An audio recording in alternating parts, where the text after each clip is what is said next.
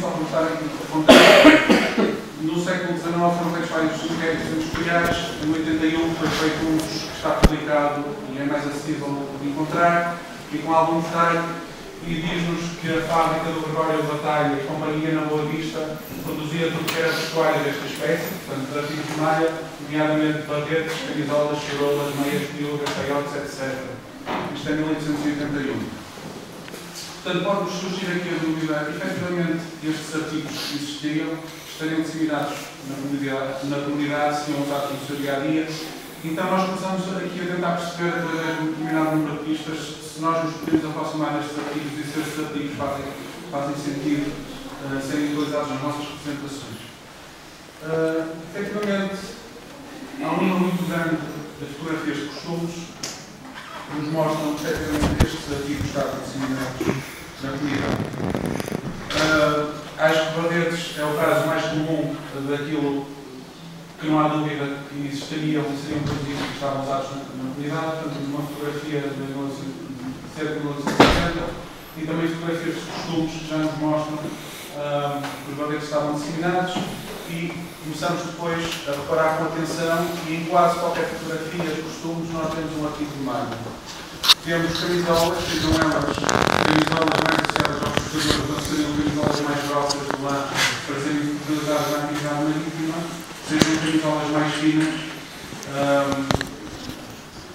É curioso ver que muitas vezes têm estas camisolas, ou sejam mesmo as camisolas interiores, que são artigos que é mais difícil de ver, mas nós vemos muitas vezes pelas mangas que estão arregaçadas que efetivamente isto existia. Portanto, nós estamos a falar de fotografias que são anteriores a 73, são uma representação de pessoas que se pretendeu que fosse representação do povo, e não é inocente que estes artigos apareçam. Portanto, as camisolas anteriores seriam também uma coisa que seria usada. Isto é o que nós podemos concluir estas fotografias.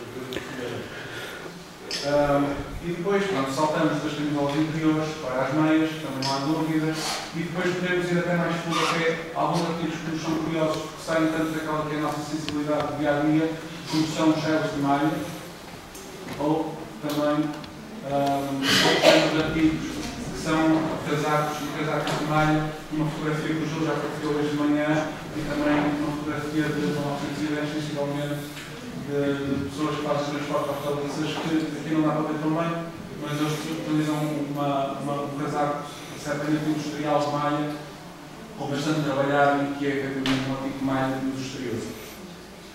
Portanto, através destas fotografias, parece-nos possível que estes artigos existissem, que estes artigos fossem usados na comunidade. Nós podemos perguntar: fará realmente sentido? Usariam-se mesmo? Então, para isso, temos mais fontes. E até podemos ir bastante para trás. Temos uma pauta alfandegária de 1837 e vamos verificar se aparecem artigos de malha. Sedas e suas manufaturas, obras de malha, barreiras, camisolas, saias, piugas, etc. Nas importações que se faziam de lado, portanto, estavam taxados, outra vez, barreiras de todas as qualidades, camisolas, meias, piugas, etc. A mesma coisa para o linho e a mesma coisa para o algodão. Se as pautas alfandegárias de 1837 não forem suficientes, podemos ir ver o mapa das fábricas existentes no país em 1814 e vemos efetivamente que já estava indicada uma fábrica de meias de algodão em Tomar. E se isto não for suficiente, e se vos surgir a dúvida, será que mais para trás ainda também se usavam artigos de malha? Então damos um saltinho à relação de géneros que se manufaturavam nas fábricas em Lisboa em 1788 e vemos que há fábricas de barretes de algodão, vemos que há fábricas de meias de algodão, meias de seda, meias de lã de algodão, por aí fora. E, inclusive, há também uma fábrica que fazia tiares para meias. Portanto, estes artigos, com alguma certeza, estavam disseminados e estavam à venda ao público. Vamos então centrar a nossa apresentação no primeiro artigo, que será esta faixa. Eu quando vi esta faixa pela primeira vez aqui no museu, surgiram muitas dúvidas se efetivamente isto seria um artigo original, seria já uma reinterpretação da origem do grupo, porque ela efetivamente tem aspecto de ter alguns anos já. Até hoje eu não sei dizer. podemos tentar estabelecer aqui algumas linhas de raciocínio para nos indicarem se isto faria ou não sentido existir e se isto será ou não uma peça, efetivamente, que não foi confeccionada com o objetivo de ser usada num grupo folclórico. Portanto, o Gil de Manhã falou de várias fontes que nós podemos usar. Vamos começar pela primeira, que são as fontes visuais e iconográficas, para nos tentar perceber o enquadramento destas faixas. Podemos começar pelas pinturas de costumes, em que nós vemos, efetivamente, que já estava muito associado ao papel da rainha o uso das faixas. Temos um quadro, de 1847, em que temos uma faixa simples, de um tecido que nos parece ser claro, ser branco, mas já temos uma fotografia de costumes em 67, não dá para ver, mas há uma faixa aqui preta listrada, e depois no 1880 é claríssimo que há efetivamente uma faixa branca, escada do meio, que está a uso por uma branca. Isto, portanto, são pinturas que estão sujeitas a uma interpretação da realidade por parte do pintor que as fez, podendo dar palpais e fotografias. Então, aqui vai começar a tentar também nas litografias de costumes, em que há geralmente uma tentativa de tentar sistematizar, através da representação do mundo de exemplos dos trajes típicos de determinadas formas. Temos umas litografias muito interessantes dos costumes campesinos, em que efetivamente uma faixa branca pescada, isto associada à zona de Gaia. Vemos outra na mesma série, uma estampa diferente, em que volta a aparecer uma faixa branca pescada, e podemos dar um saltinho mais para sul, uma litografia do álbum Costumes de Guarasi. Isto já é mais tardia, quase do final do século XIX, mas que é efetivamente representada também numa peixeira que tem uma faixa que em tudo é semelhante a isto. Portanto, nós começamos aqui a perceber que efetivamente haveriam faixas que seriam riscadas, que geralmente são associadas às varinas, ou varinas, peixeiras, como quiserem chamar. Mas aqui a minha dúvida persiste, que é, ok, temos faixas, tudo nos indicam que elas poderiam existir, mas será que seria uma malha? Porque eu nunca vi uma faixa de malha. Então, surge aqui a necessidade de tentarmos dar um salto para outras fontes que nos possam também ajudar a afunilar a nossa investigação. Fugindo das fontes visuais e iconográficas, vamos saltar para outras fontes que também foram referidas pelo Gil de Manhã, que são os artefatos.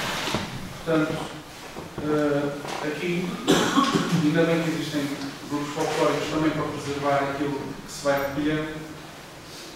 Temos duas amostras de duas faixas que são brancas, pescadas a vermelho. A primeira do lado esquerdo do rancho típico dançante, enquanto que a direita é o rancho folclórico dos camponeses da Ria, que é uma faixa também branca e vermelha. Só que voltamos a ter um problema. Nenhuma destas é de malha. Elas são tecidas em algodão. Em tecidas e será que isto faz sentido ou não? Então, vamos tentar dar um salto a outra fonte. Vamos fugir dos artefactos, que são interessantes, porque mostram-nos que isto existiu, mas nem sempre nos dão muita informação acerca da sua proveniência, ou é um bocado dúbio, ficamos um bocado em dúvida. Então, vamos dar um saltinho para fontes escritas e bibliográficas. Há imensas fontes que podem ser, há imensa bibliografia que precisa ser usada, e eu vou tentar introduzir aqui alguma que eu acho que é muito interessante, que são os inquéritos industriais, que eu já falei uma passagemzinha no início, por causa de dois principais fatores. É que nós temos muito na imaginação do movimento que a maior parte dos artigos eram produzidos em casa e era tudo muito de confecção caseira, e fora da confecção caseira se calhar seriam só os lenços ou alguns tipos de tecidos e panos. E se calhar isto não é assim tão verdade. Também temos a consciência que a maior parte dos artigos era produzida localmente, portanto não faria sentido que um artigo de Lisboa viesse vir ao Porto, ou que um artigo de Espanha viesse vir a Portugal, e se calhar isto não é assim tão verdade. Mas para vocês acreditarem em mim, vamos continuar a ver. Então, aqui um contexto por causa, efetivamente, desta transição dos artigos de um lado para o outro. É uma das minhas passagens favoritas, este inquérito industrial.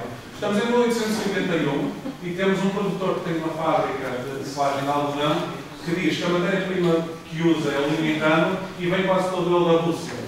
Porque o linho pode ser produzido em Portugal e é, mas não lhe serve, porque não é porque não seja bom, mas porque em Portugal não há uma produção suficiente para as necessidades desta indústria que estamos a falar. Portanto, em 1801 já estávamos importados do linho da Rússia e a produção de Portugal já não era boa. É engraçado fazer o paralelo ao dia 2. Mas isto não é caso único e vemos vários exemplos. Por exemplo, isto tem a ver com a primeira parte do livro 1, que refere apenas ao distrito de Lisboa, e eu vou-me centrar só no exemplo aqui da indústria de fiação e de textura de lá, só para vos mostrar que estas fábricas todas, situadas em Lisboa, matérias-primas que elas usam: lã de Buenos Aires, Montevidéu, Cabo e Austrália, a primeira. A segunda fábrica, lã do Alentejo e de Espanha. A terceira fábrica, lá de Portugal, Espanha, Montevidéu, Cabo da Boa Esperança e Austrália. A terceira, portuguesa, e de Montevidéu, Austrália e Espanha. E por aí fora. Portanto, efetivamente, já havia aqui uma indústria montada em que a importação e a exportação acontecia. E mesmo as indústrias no século XIX já iam buscar os artigos lá fora. E quem diz que faz matérias-primas também poderá dizer para o resto. Efetivamente, já havia uma pauta industrial de 1837 que eles importavam estes artigos de meio. E isto é só olharmos da relação de Portugal com o estrangeiro, mas estes inquéritos também nos permitem ter uma visão de Portugal só dentro de Portugal. Portanto, voltamos a olhar para o livro que refere ao distrito de Lisboa e vemos que temos toda uma série de fábricas que produzem tecidos de lã ou de seda e que os centros de consumo para onde produzem e para onde vendem, estamos a falar de fábricas de Lisboa e vendem para Lisboa, Porto e todo o país. Lisboa, Porto. Todos os partidos fazem concorrência aos produtos nacionais nos mercados coloniais, portanto exportam para fora também. Outra fábrica produz para Lisboa e Porto, outra para Portugal e Brasil. Portugal e Brasil. Uma não exporta para o estrangeiro, quer dizer que as outras exportam. E a última produz para todo o país.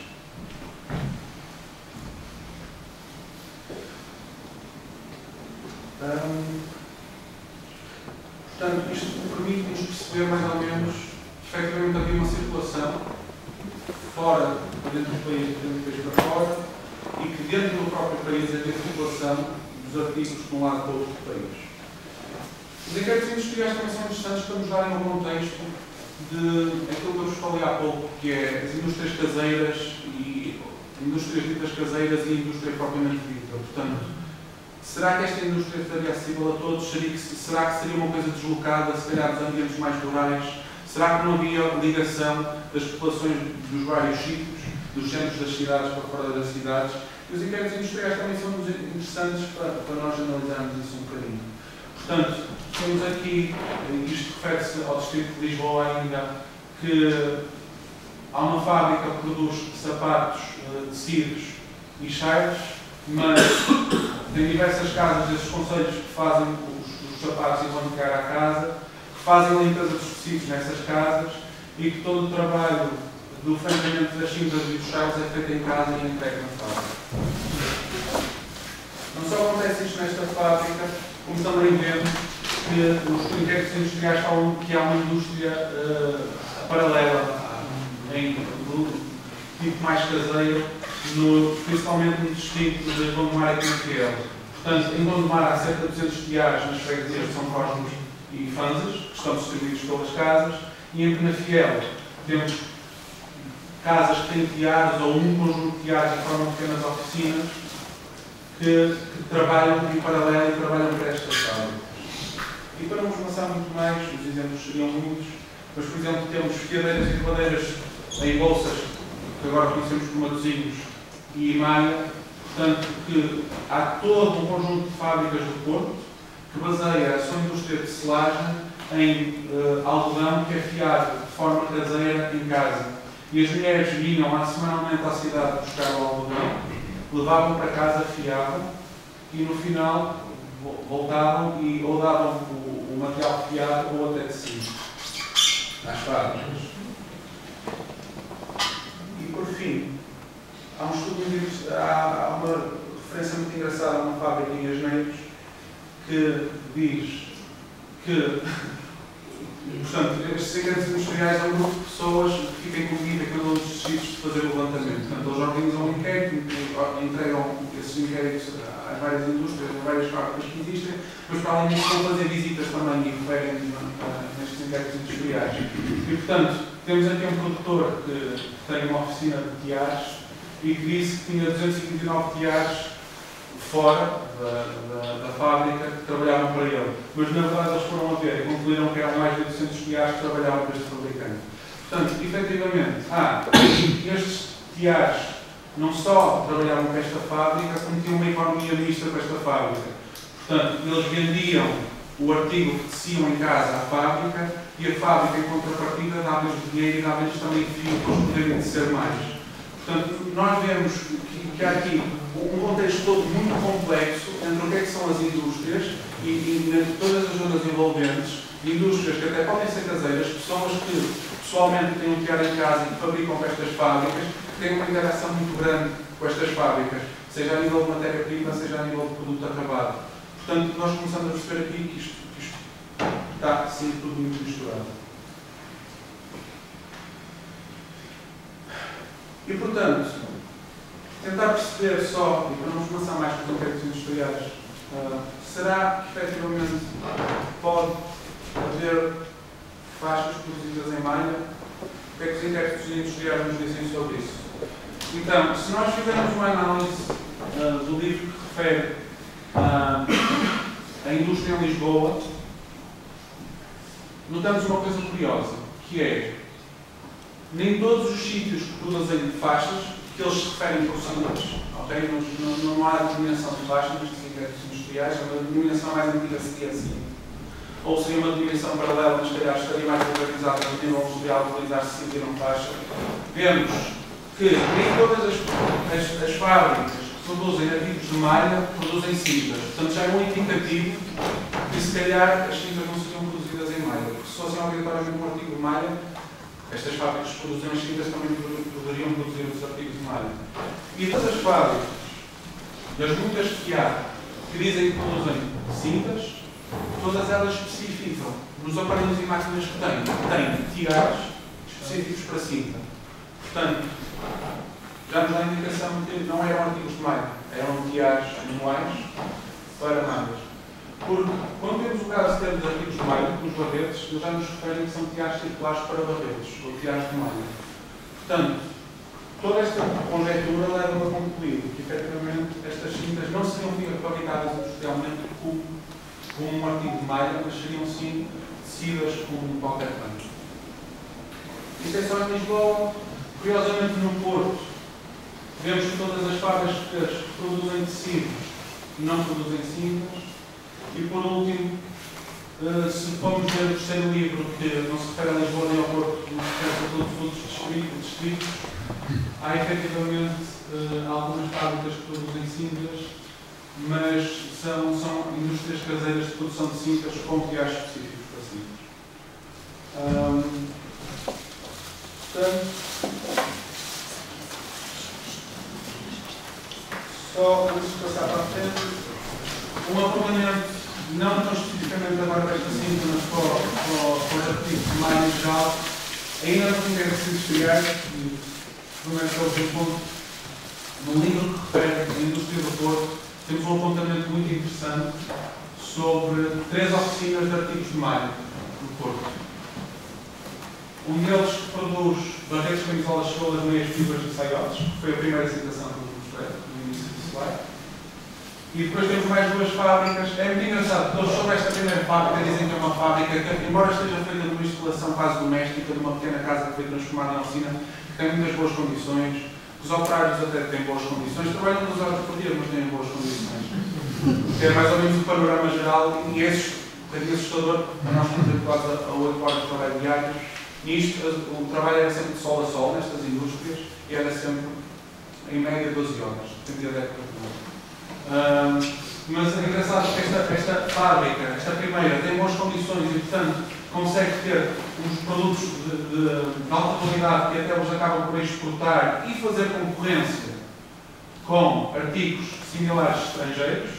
Mas depois temos duas fábricas que já são fábricas que não são tão bem geridas, já são fábricas que têm teares de malha deteriorados e, portanto, já não fazem uma produção tão boa e que produzem em menos quantidade. Portanto, mais uma vez está comprovado que havia fábricas de artigos de malha que eles estavam disseminados e, quanto à faixa, não sei dizer. O que eu gostaria de dizer é que, industrialmente, por estas indicações que eu tive, e mesmo pela análise de iconografia, isto seria um artigo que não seria produzido nas fábricas, portanto seria de confecção manual, e tem todo o aspecto de o ser. Se me perguntarem se ele existia realmente, eu não sei dizer, porque não tenho nenhum método comparativo. Todas as fontes me levam a dizer que este artigo não existe, mas no entanto existe aqui um.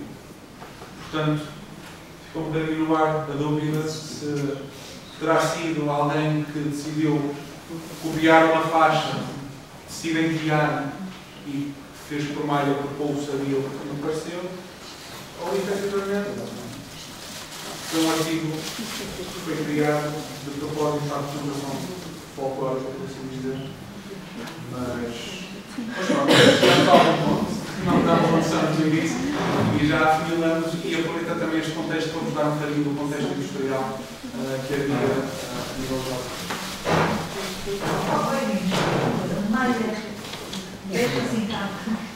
Malha com malha assim como. Quando eu digo malha, é malha feita com agulha. Artigo quando. Bom, é um bom ponto. O que nós conhecemos por malha é uma denominação um bocadinho mais atual. Se nós formos para este tipo de documentos e para este enquadramento epocal, mesmo a nível de dicionários, malha é uma palavra que aparece de forma mais tardia, quase em cima do século XX. Geralmente o que é referido é obras em ponto de meia, e quando é ponto de meia não quer dizer que sejam meias mesmo. Quer dizer que este ponto é este ponto que nós conhecemos como tributar ou como tribor. Significa então que o outro se chama malha que é feito em ponto de meia. Sim. Eu confesso que nos inquéritos industriais, eu acho que eles falam de malha, se calhar. Da ideia que não. Falam em ponto de meia. E eu é que por mim fui de malha.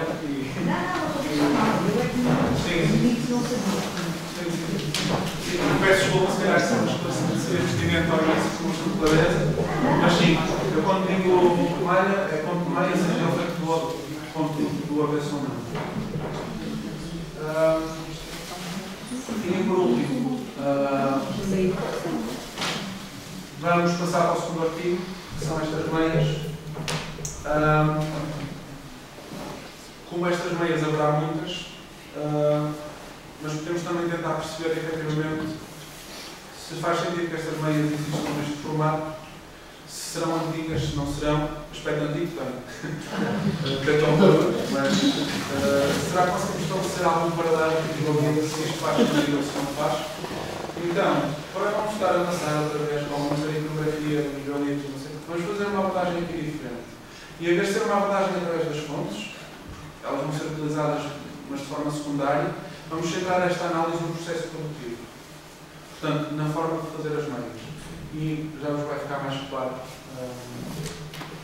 como é que nós vamos caminhar. Para fazer este estudo comparativo, eu vou-me centrar no espólio que existe, no acervo que existe do Museu Municipal da Póvoa de Varzim.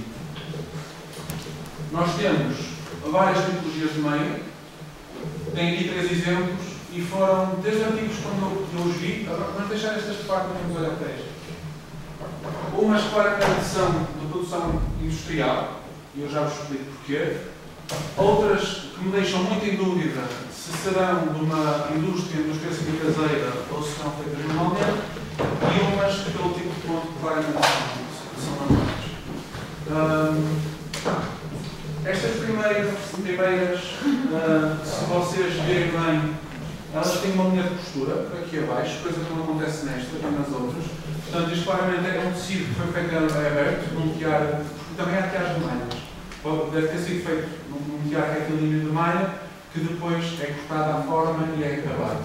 Portanto, esta costura nos deixa dúvidas, isto não é feito à mão, isto é um tecido feito numa máquina e que depois é cortado e cozido para fazer o formato de uma meia, que também acontecia, ainda no fim de semana passado nós temos em Barcelos, e o Ivo Rua mostrou um pouco da sua coleção e tinha duas meias, uma riscada na meia branca muito interessante, outra normalmente muito interessante, preta com liscas brancas, porque era exatamente, não parecia nada, mas era exatamente este caso. Era um tecido que tinha sido feito num tear de malha em aberto, mas que depois tinha sido fechado, a parte do canto, e depois da zona do pé para baixo teria sido um misto do processo semi-manual com parte mecânica. Porque isto se calhar não é muito pertinente, mas eu vou fazê-lo. Se vocês repararem bem nesta imagem e na outra anterior estava, vocês têm aqui uma espécie de umas cubas cilíndricas. Isto são teares circulares de malha. Portanto, estamos a falar de uma imagem que é de 1899 e havia já máquinas que nos faziam esta malha em forma circular, havia malhas em forma retilínea, mas se calhar melhor ainda era ver aqui atrás. Eu vou passar mais importante.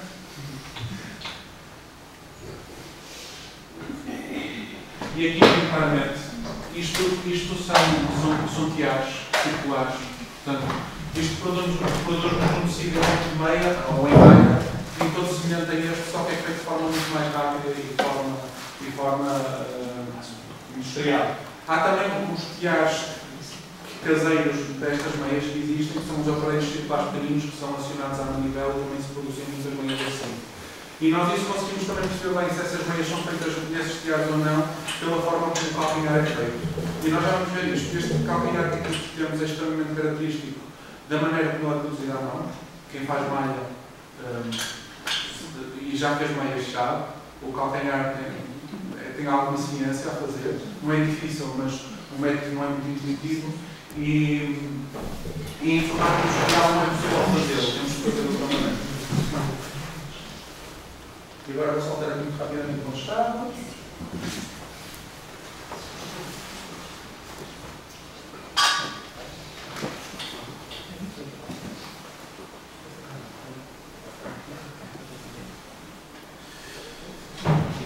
E quando falamos em fazer marca, e não sei se isto será muito toda a gente, eu tenho aqui um barrete que eu estava a fazer, isto é uma reprodução de um barrete que existe dos Açores no Museu de Arqueologia em Lisboa, eu fiz uma reprodução, mas quando nós fazemos uma meia ou qualquer tecido circular, nós estamos muito habituados no dia 2 a ver sempre trabalhar com duas agulhas, mas para fazer meia trabalha-se com 5 agulhas, portanto temos 4 agulhas montadas que nos permitem fazer uma espiral contínua de trabalho, vamos fazer as malhas a uma e há sempre uma quinta agulha que é que trabalha. E esta agulha começa a trabalhar até ficar aqui esta e saltar outra fora e vamos andando sempre assim à roda. Portanto, trabalhamos uma de cada vez, fazemos esta, depois passamos para esta e estamos sempre a andar em espiral. É assim que se faz um tecido circular e as meias são feitas assim.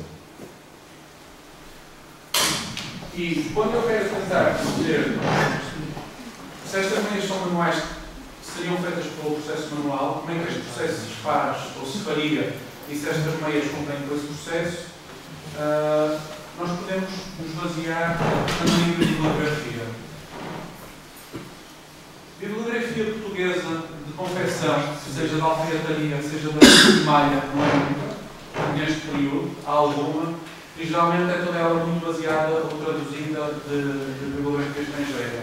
E é o caso deste manual prático de trabalhos de senhora, que nós vamos utilizá-lo para fazer a nossa análise, que é muito semelhante a um livro anterior, de 1890, que é uma compilação, que o original é francês, esta imagem que está aqui é inglesa, que é a enciclopédia do trabalho da agulha, que nos vai explicar como é que nós fazemos as meias. Tem uma série de imagens, e eu gosto de fazer uma meia italiana. Esta imagem é muito engraçada porque é a forma explica como é que se fazem estes bicos no topo da meia. É feito com um buraco, depois é dobrado, o seu buraco fica com os bicos. Aparecer. Então vamos ver se esta meia se encaixa na forma como se fariam as meias. Portanto, eu aqui fiz só mais ou menos uma transcrição do que é que nos diz este livro sobre as meias. Portanto, elas têm várias zonas, são feitas de forma diferente, têm o topo, têm a perna. Isto toda a ser questão de análise. Portanto, começamos por cima, fazemos a perna toda. A perna tem uma ligeira curvatura que vai acompanhar a barriga da perna. Depois, aqui em baixo, chegamos à parte de maior semelhança, que é fazer o calcanhar. Fazemos o calcanhar e vimos para aqui, depois vamos apanhar as malhas e andar por aí fora. E este livro já nos dá uma indicação mais ou menos de à data o que é que seria expectável, porque dizem-nos que na parte de cima se deve montar 190 malhas. Portanto, nós já conseguimos perceber se estas meias estarão enquadradas neste período ou não.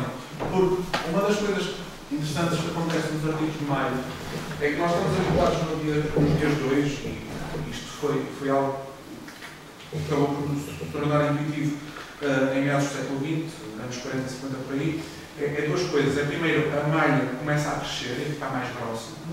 E se vocês virem os artigos de malha mais antigos, eles são uma malha muito mais reduzida, muito mais fina do que aquilo que nós temos consciência nos dias 2. E outra coisa que também acontece na maior parte dos artigos, e depois deixa de acontecer, é que os artigos são feitos todos sem costura. Esta manga não tem costura. Esta manga foi feita neste processo de espiral circular. E é uma coisa que depois se vai perder um bocadinho mais para a frente. Se perde um pouco mais para a frente, não se perde mais ou menos nesta altura, com a divulgação que há destes trabalhos e da forma de os tornar acessíveis e com muita bibliografia que depois é distribuída nos anos 20, 30, 40 por aí fora. Há muita forma de, quase como acontecia com aquelas revistas de cortes, em que as pessoas compravam, cortavam, montavam uma blusa, não sei o que seja, com a malha começa a ser assim. Então é mais fácil passar estes modelos, também por causa da evolução da própria moda, em aberto, depois é pedido fazê-lo tudo desta forma, que nos limita ao modelo muito mais primitivo do ombro descaído. Portanto, isto tem a ver com o modelo do ombro descaído, enquanto é feito sem estes cortes, por aí fora. Não necessariamente, mas tem atenção muito assim. Há só um apontamento muito engraçado, que eles falam que se nota um terminalismo neste tipo de bibliografia, porque eles dizem que as meias e riscas finas ou largas é mais bonito desenho e todos os outros aspectos que são grosseiros e devem ser rejeitados. E, efetivamente, nós temos aqui uma fotografia em que aqui não dá para ver muito bem, mas estas meias são buscar. Portanto, vou contar as nossas meias, e para não me dirigirmos tanto, todos os aspectos que eles nos dizem que serão característicos das meias, portanto, no topo da perna, na barriga da perna. Se vocês repararem aqui, as riscas estão a alargar porque são acrescentadas malhas no topo da banda. Começamos a meia com um determinado número de malhas e vamos aumentar um bocadinho, que é para acompanhar a barriga da perna. Depois desta zona aqui abaixo, se repararem uns certos tipos de pontos, parece que se está convergido, estamos a fazer os bates ou as diminuições, que é para acompanhar o contorno da perna até ao tornozelo. E depois este desenho aqui do calcanhar, extremamente característico, em que nos faz este triângulo que tem a ver com o método que nós fazemos as meias. Portanto, o que é que eu consigo concluir? Que estas meias em tudo comprem com aquilo que nos especificam como deve ser feita a meia. E só para tentar enquadrar. Isto é só, desculpa, esqueci de tinha esta imagem, é só uma coisa muito interessante. Há vários tipos de determinação da ponta do pé. E este aqui é como está aqui na imagem, que seria uma espécie de uma espiral que começa a afunilar e faz, mas só para termos consciência, há muitos outros tipos de maneira de determinar os pés. Estes geralmente aparecem nas meias que são um bocadinho mais cuidados e numa confecção mais esmerada. Este é um tipo de acabamento que, por exemplo, estavam naquelas meias, as riscas brancas e pretas que eu falei do livro Lua, por aí fora, e este efetivamente será o tipo mais usual, quase toda a gente sabe fazer, que é só ir. E eu estou quase terminando, já passou meia hora. E, por último, e só para fazer este enquadramento, eu decidi contar o número de malhas e o tamanho e comparar com o número de malhas que há em algumas das meias do Museu da Pólvora. Se nós olharmos, portanto, esta primeira linha tem a ver com as vossas meias, só para vocês perceberem mais ou menos isto vale o que vale, mas acho que é interessante esta abordagem. Estamos a falar que a montada aqui em cima são montadas, é começar com 96 malhas e com uma largura de 15 cm, portanto isto tem a ver com a malha, que o tornozelo tem apenas 72 malhas e que o calcanhar aqui tem 36 malhas. Para além disso, o comprimento da perna desta meia é 60 cm, o calcanhar é 5 cm e o pé tem mais ou menos comprimento de 15 cm e o término em espiral. Será que isto faz sentido? Se nós começamos a ver uma série de meias da Polvo, algumas das quais existem, efetivamente têm muitas mais malhas, apesar de é uma malha mais pequena, portanto depois o tamanho bate mais ou menos certo, e depois vai toda em proporção, e depois temos também um artigo no Museu da Polvo, que é muito semelhante a este, separar a nível de dimensões. Portanto, leva-nos a concluir que isto não é um modelo isolado, isto é um modelo que bate certo com o que está nos livros, e a nível de dimensões vai de encontro àquilo que nós conseguimos encontrar noutros artigos, noutros sítios, noutros museus. E, dadas estas características, será efetivamente um artigo ali dos finais do século XIX e inícios do século XX. Aquelas que começam a ser de uma forma mais, digamos, do século mais alto. Muita outra bibliografia há, podia ser de ter em conta. Há um trabalho muito interessante de uma terra que se chama Mondinho das Beiras, que era conhecido também como Mondinho das Meias, porque tinha uma indústria caseira muito interessante, uma produção quase oficinal de pessoas que fabricavam meias e vendiam. Há um levantamento feito sobre isso, também poderia ser um paralelo interessante. Havia muitos outros paralelos que se poderiam fazer, mas acho que podemos ficar por aqui. Não sei, se o Jorge não se importar, diria que estamos à parte do tempo. Muito obrigado. Obrigado, Emílio.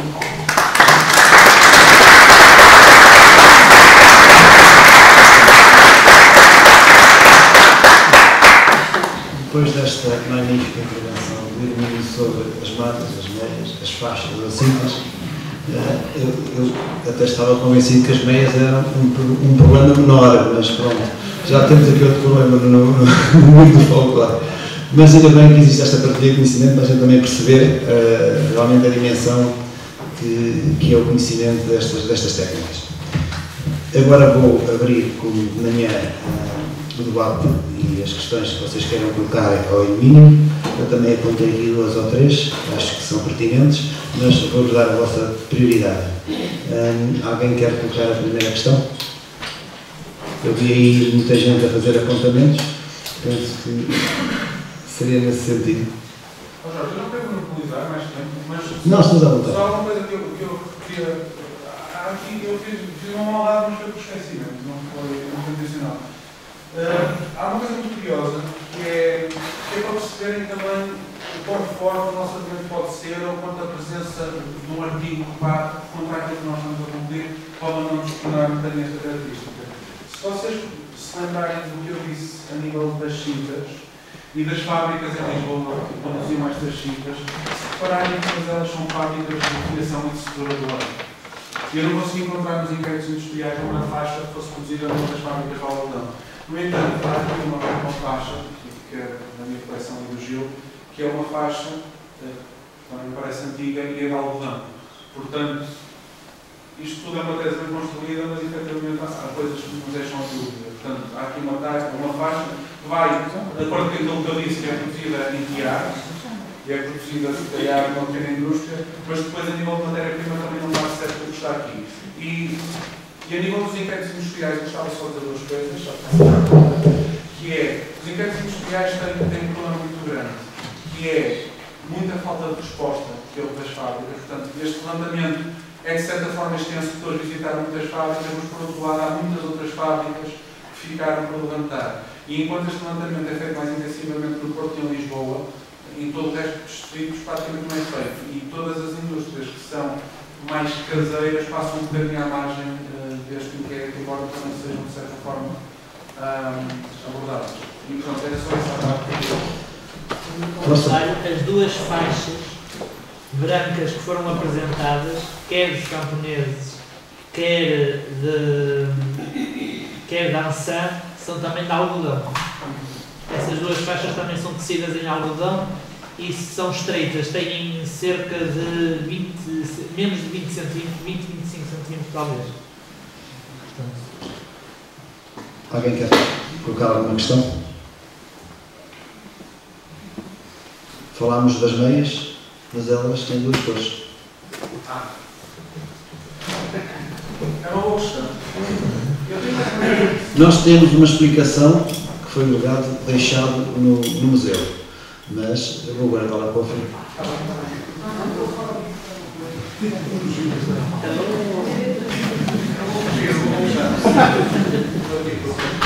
Não tem saída. Eu não sabia responder, portanto, estou a brincar. Há aqui umas meias que também são da nossa coleção. Se vocês repararem aqui, vocês notam claramente que há aqui um tecido que é diferente na zona do calcanhar e na zona da perna.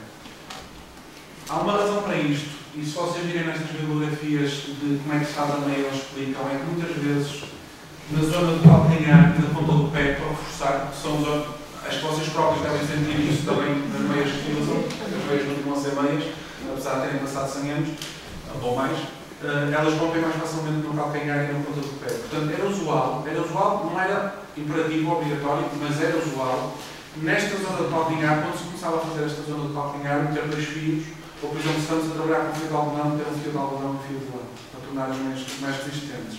Paralelamente, também havia outra coisa, e estas meias são um exemplo muito interessante por causa disso. Se vocês repararem, e lembram-se daquilo que eu vos disse, que estas meias são feitas em espiral e por isso não têm costura, vocês reparam que nesta zona do pé, elas têm aqui uma espécie de tecido que foi cortado e que depois foi apanhado. E isto levou-me a concluir que estas meias, e era outra coisa que eu podia ter posto na apresentação, até pensei em pôr, mas depois achei que ficava muito extenso. Como eram artigos que eram mais pesados e que se queriam usar mais tempo, e era hábito da época, porque as coisas, a mão de obra era mais barata, mas o preço das matérias-primas e dos artigos tinham um peso maior, havia muito hábito de remendar. Nós vemos na indústria da autoria, muitas vezes remendavam bacias, etc. For.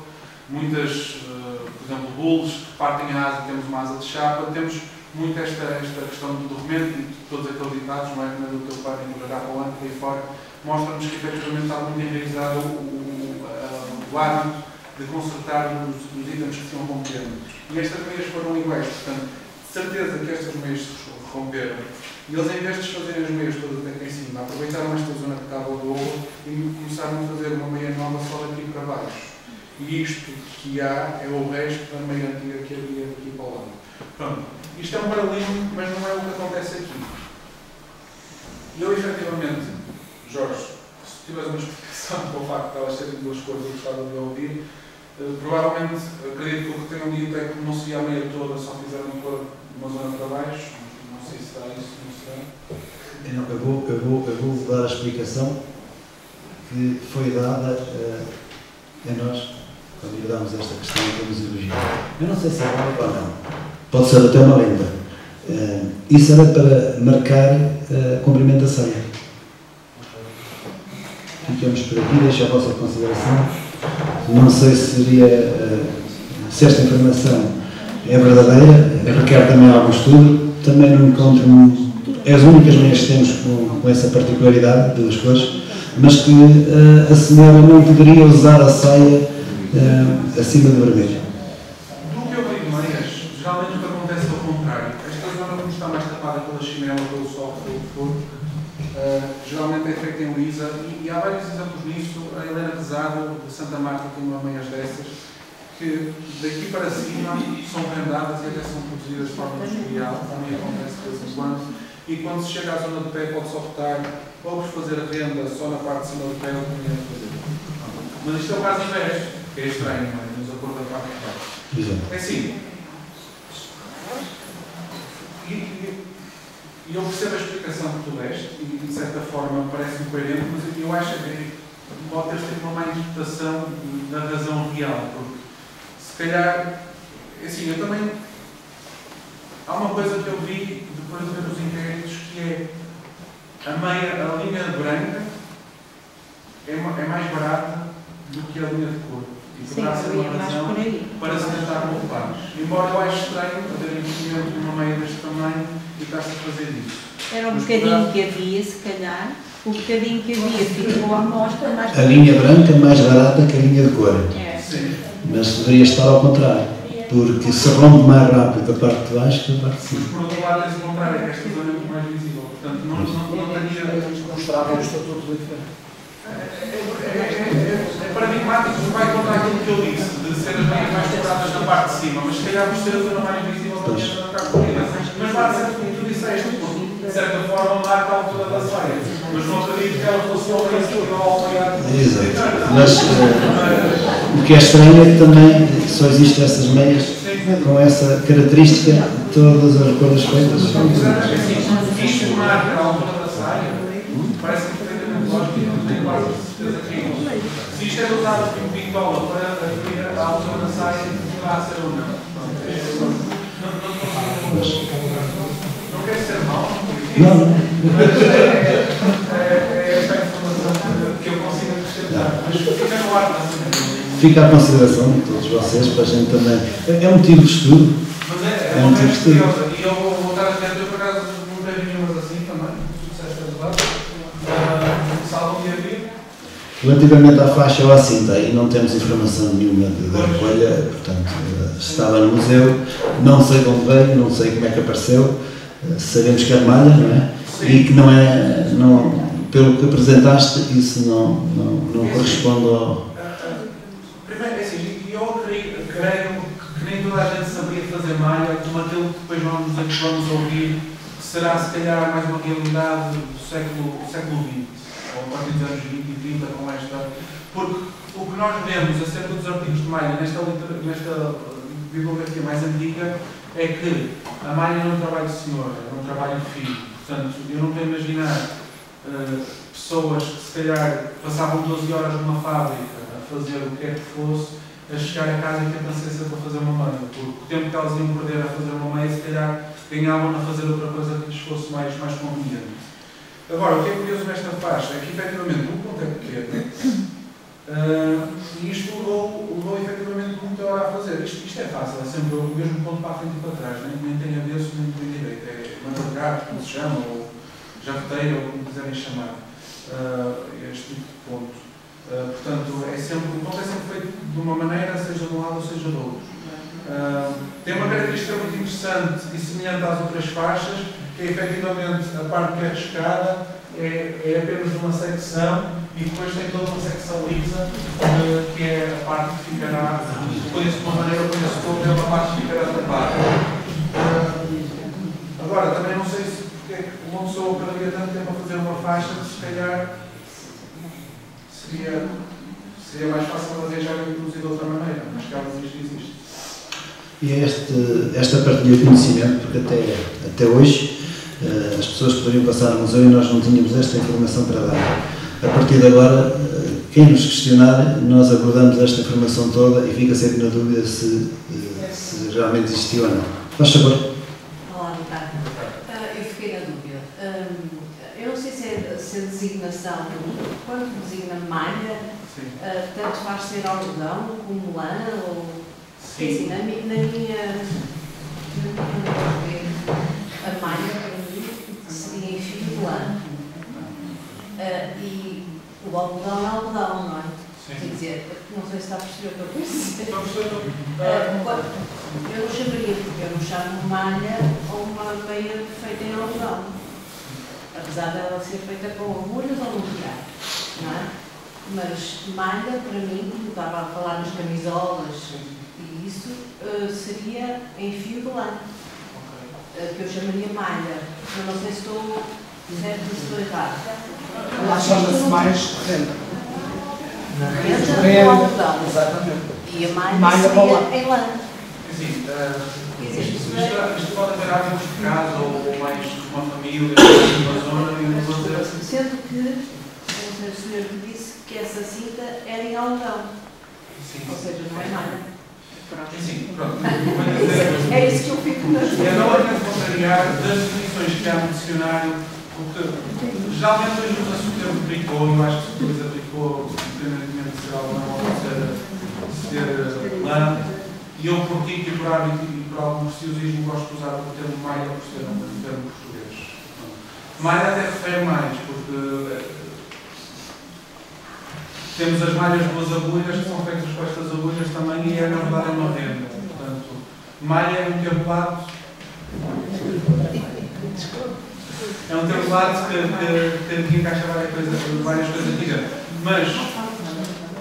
Mas saindo do que diz e para a denominação que está nos dicionários, os dicionários referem obras em ponto de meia, não é necessariamente uma meia, qualquer artigo que seja feito com uma agulha a puxar o ponto, são obras de ponto de meia, seja de algodão, seja de linho, seja de seda, ou seja de lã. E depois os dicionários mais para a frente começam também a ter o termo malha lá representado e refere qualquer obra de ponto de meia. Portanto, do que eu vi, malha tanto se pode aplicar a algodão como a lã. Efetivamente o que acontece é que numa realidade se calhar mais presente ou mais recente, geralmente a malha faz só em tecidos de lã. Mas efetivamente havia muito artigo feito em tecido de algodão também, denominado obra em ponto de meia e depois sim podemos transpor para a malha. Mas não respondendo diretamente, não acho que malha nos limite à matéria. Acho que malha tinha a ver com a técnica, como tecnologia usada, e não com a matéria em que é feita. Mas posso... Alguém quer colocar mais alguma questão? Faz favor, faz favor. Falar em malha, pode adequar qualquer tecido, qualquer algodão, lã, percebe? Agora lembrei-me de um pormenor. O tempo eles usavam aquelas malhas. Daí também ser malha. Não era lã, era metal, né? Sim. Era malha. As cordas de malha, não é? Como se chamava? Aquelas publicações que eles usavam, que era metal.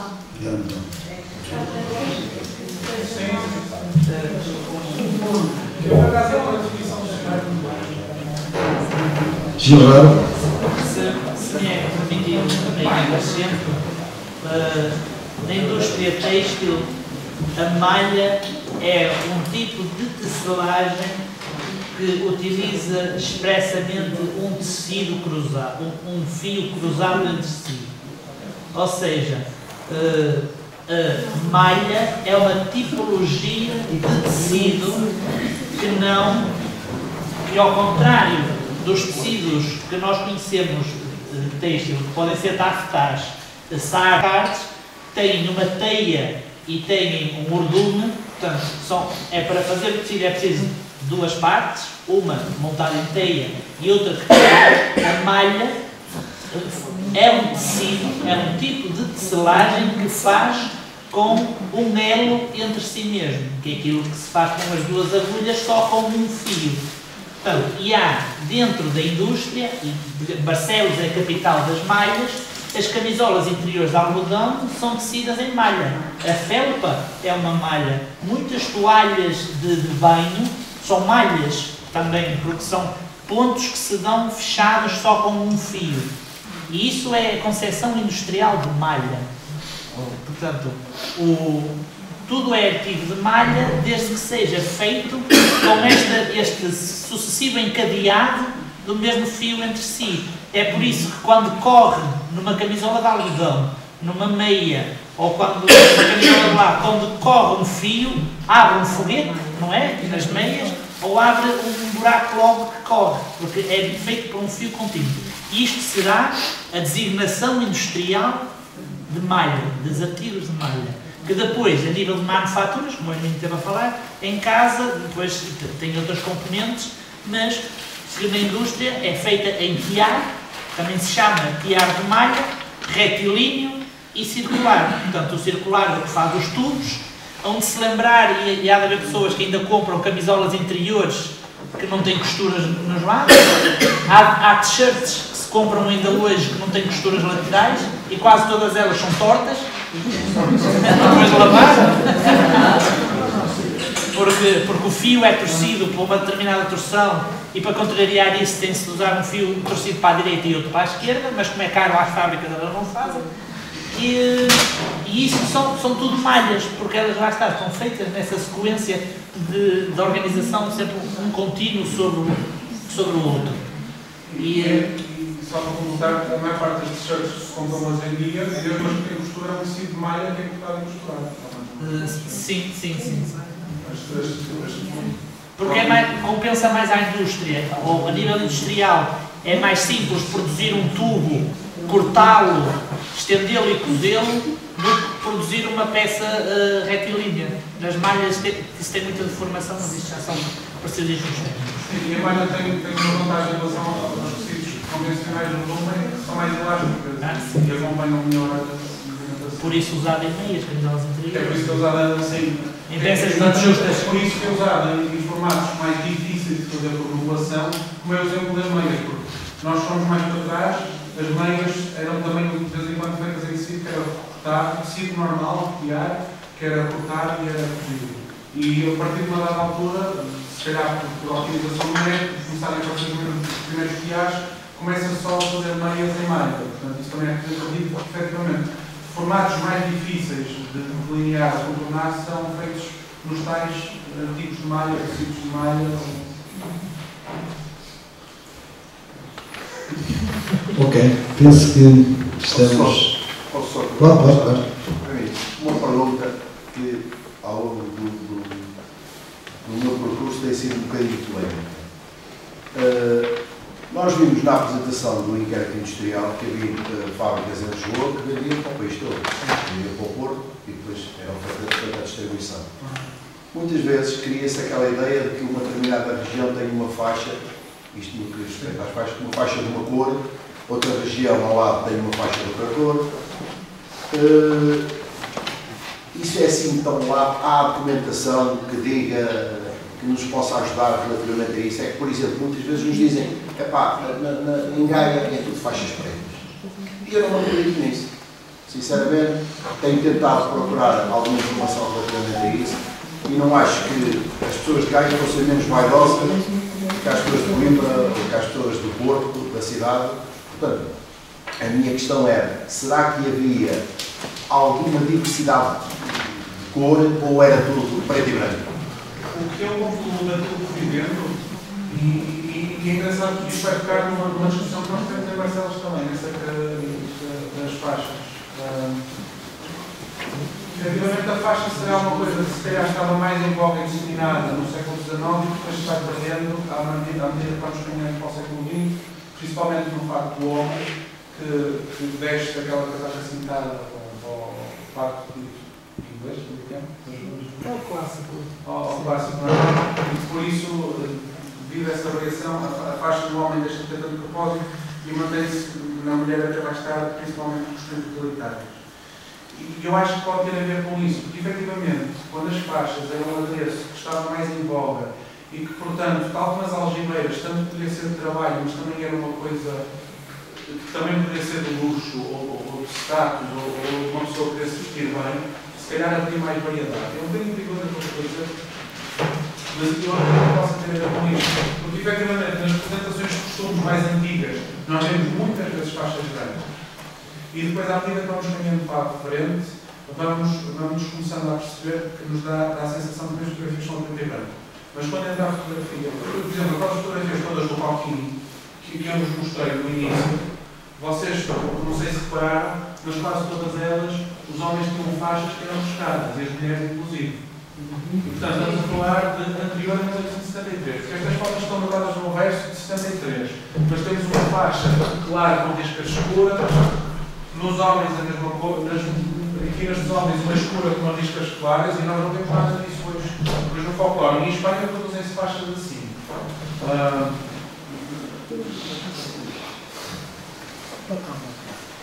Mais uma faixa com riscas, uma faixa já que parece ser de uma cor só, e por aí fora. Mas a verdade é que quando nós começamos a olhar para fotografias que se vão aproximando do século XX, tentamos para o século XX atento, começamos a reparar que esta questão das riscas está a perder um bocado. E do que eu li nos inquéritos industriais, é que quando refere cintas e quando refere em específico como é que são, muitas vezes refere brancas, pretas e encarnadas. É geralmente o que refere. Agora, uma faixa branca pode ser uma faixa bem arriscada, mas do que eu vou lendo, à medida que se vai andando para a frente, dá-me a ideia de que elas efetivamente vão ficando pretas e vermelhas. E pode ser essa memória mais recente de que as faixas são pretas e vermelhas que leva quem nos aconselha a dizer que só se podem usar pretas e vermelhas, ou que aqui se usam pretas e que ali se usam vermelhas. Mas eu acho que isso já é uma... Acho que isso não era assim, porque nós temos fotografias... Estas são todas de Lisboa, não é estas do Roquinho. Mas isto são faixas de escadas. Isto usou-se. E uma coisa que é muito interessante nestas fotografias de estudos, que eu já comentei isso com o Gil, é que isto é claramente uma fotografia de estúdio, mas as pessoas parecem pessoas bastante reais. Isto, mais uma vez, é perigoso dizer isto, mas isto não parece propriamente que tenha sido, dá-me para a sensação que eles foram buscar efetivamente uma pessoa que não escolheram a dedo das coisas que elas iam usar. Portanto, se nós partimos deste princípio, que eu já disse é perigoso, e se acreditarmos que estes traços são representativos daquilo que se usava em Lisboa, até por causa da variedade que nós vemos, a coleção é muito interessante. Se vocês alguma vez procuram Francisco Roquini, tem no Museu de Lisboa, tem no Museu de Alto Pinheiro, no Museu de Jornais, lá para as ver todas, e vem uma variedade muito grande. Já não é completamente fora da nossa representação, mas efetivamente usavam-se faixas de escada. E eu não acredito que fossem só faixas de pretas e vermelhas. E para responder à primeira parte da pergunta que você me fez na segunda, efetivamente os artigos viajavam de um lado para o outro do país. Nós vemos isso, as fábricas dizem que produziam em Porto e Lisboa, mas escoavam para Lisboa, de Lisboa escoavam para o Porto e para o resto do país. Se eu acredito que centros populacionais maiores como Lisboa e Porto tivessem uma preponderância maior na absorção desses artigos e que se calhar zonas mais isoladas poderiam ter uma seção em menor quantidade destes tipos de artigos, porque as pessoas não justificam tanta quantidade para lá, também poderá ser avaliado. Mas não acredito, caramba, os lenços é um exemplo claro de um ninguém produzia isto em casa, não encontramos lenços estampados em todo o sítio. Portanto, as pessoas tinham. E provavelmente eu diria, se nós andávamos a comprar lã da Rússia, também de certeza que andávamos a fotografar depois. É isto que eu consigo dizer. Agora, concretamente, não tenho mais dados que eles.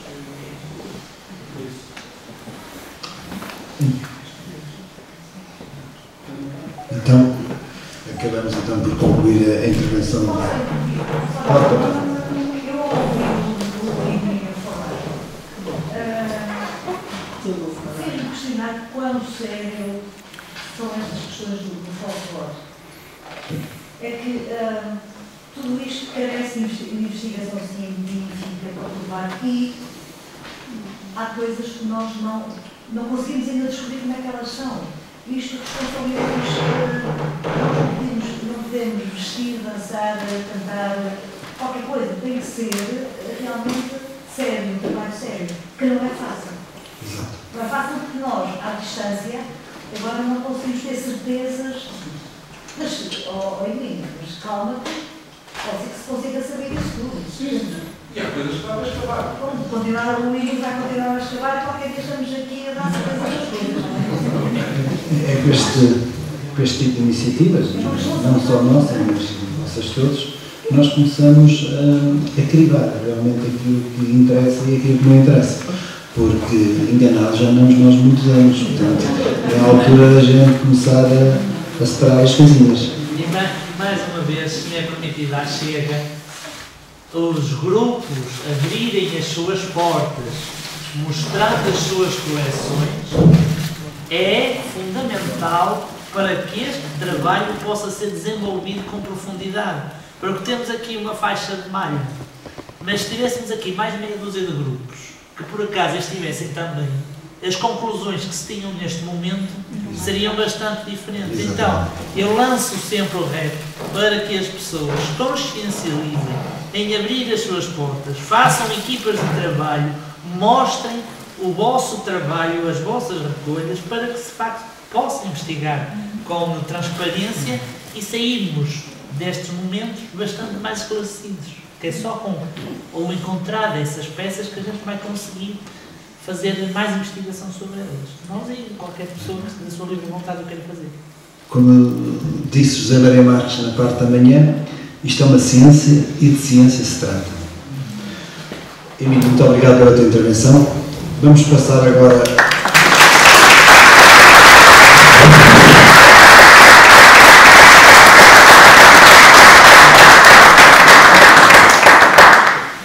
Vamos passar agora ao segundo orador da parte da tarde, que era Luís Ferreira, mas porque não está presente por motivos pessoais, vai ser substituído pelo Gil Raro.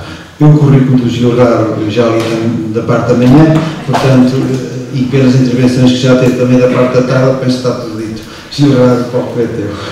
Vai falar sobre casos de estudo, agasalhos nas coleções dos museus.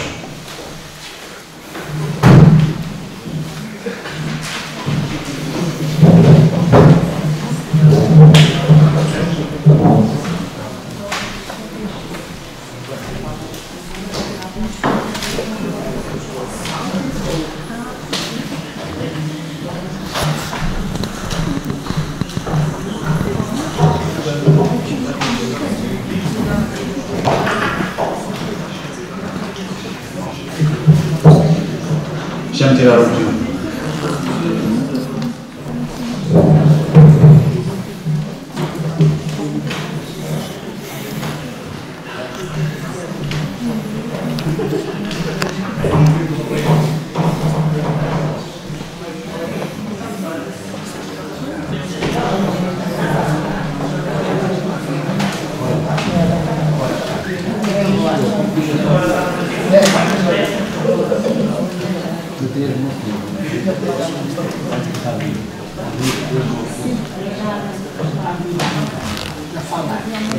Para aqui perturbar o